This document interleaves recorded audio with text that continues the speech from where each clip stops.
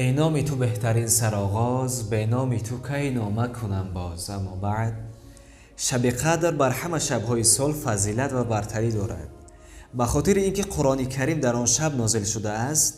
طبق تخمین بیشتر علمای اسلامی شب قدر و شب 27 ماه شریف رمضان راست می آید.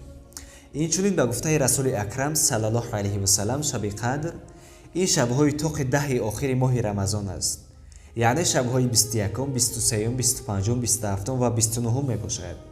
خصوصا شب 27 سال 2022 شب قدر به سنه 27 و به صبح 28 اپریل راست می آید. لیلة القدر چی معنی دارد؟ امام زهری و امام ورا گفتند که قدر به معنای شرف، عزت، منزلت می باشد. یعنی هر کسی که در این شب خواب نرفته شب زینده‌داری کرده، خداوند را عبادت کند و به تلاوت قرآن مشغول شود، پس پروردگار با او عزت و شرف می دهد. خداوند در قرآن در پاره 30 یک سوره مخصوص به نام این شب نازل کرده است که نام آن سوره قدر می باشد. خداوند در قرآن در سوره قدر در آیت 1 می فرماید ما قرآن را در شب قدر نازل کردیم. پس معلوم می شود که در این شب قرآن کریم به زمین فرود آمده است. آیا می دانید که شب قدر چیست؟ خداوند در قرآن در سوره قدر آیت 3 می فرماید شب قدر بهتر از 1000 ماه، یعنی عبادتی که در این شب ما میکنیم از عبادت 1000 ماه بالاتر است. عزیزان، این شب قدر به تو دو چیز مهم را میدهد. یکم، در نامه اعمال عبادت 1000 ماه نوشته می شود. دوم، تمام گناهانت بخشیده می شود. از ابو هریره رضی الله عنه روایت شده است که میگوید پیامبر خدا صلی الله علیه و سلم فرمودند هر کسی که در این شب قدر برای نماز خواندن برخیزد پس تمام گناهان او بخشیده می شود. تصور کن، زیرا آن گناهان تو را پروردگار در یک شب نصف می کند و می بخشد. پس چرا در شب قدر خواب می کنی؟ چرا تا سحر بیداری نمی کنی؟ مگر راحت می خواهی؟ پس مرحمت یک شب عبادت کن، پس گویا تو 1000 شب عبادت کرده باشی.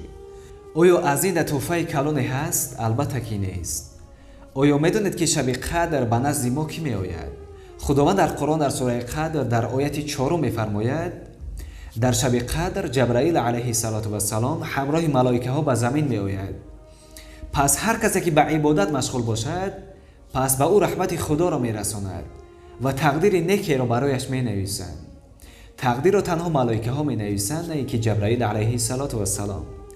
حضرت مادرمون عایشه رضی الله عنها به سوی پیامبر خدا صلی الله علیه و سلم گفتند ای پیامبر خدا، در شب قدر ما چی دعا کنیم؟ پیامبر خدا صلی الله علیه و سلم گفتند در شب قدر این دعا را بخوانید: اللهم انک عفو کریم تحب العفو فاعف عنا. یعنی خدایا تو بخشاینده هستی و بخشیدن را دوست می‌داری، پس گناهان ما را ببخشا. این دعا در کتاب تفسیر معارف القرآن و در تفسیر قرطبی آمده است. شب قدر در سنه 27 ماه شریف رمضان می آید. ما از کجا می دانیم که شب قدر آمده است؟ شب قدر دارای نشانه های زیرین می باشد.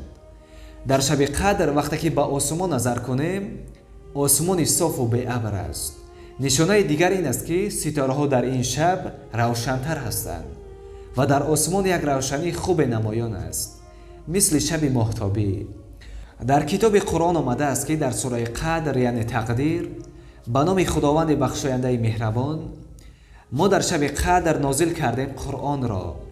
و تو چی دانی که شب قدر چیست؟ شب قدر شب است که بهتر از 1000 ماه است. در آن شب فرشتگان و روح چهار با فرمان پروردگارشان برای انجام دادن کارها نازل می شوند. آن شب تا طلوع بامداد همه سلام و امین است. بعضی مردم و یا زنها میگویند که من در شب قدر به بیرون برآمدم چیزی را دیدم. این سخنها هیچ حقیقت ندارند، پس شما باور نکنید. در شب قدر تنها رحمت الهی و بخشش گناهان است. دیگر چیز دیگری را نمیبینیم. در این شب باید پس از نماز خفتن تا برآمدن طلوع آفتاب خواب نکرده، یعنی باید که عبادت کنیم. آیا میدانید که دیگر کتاب ها کی نازل شدند؟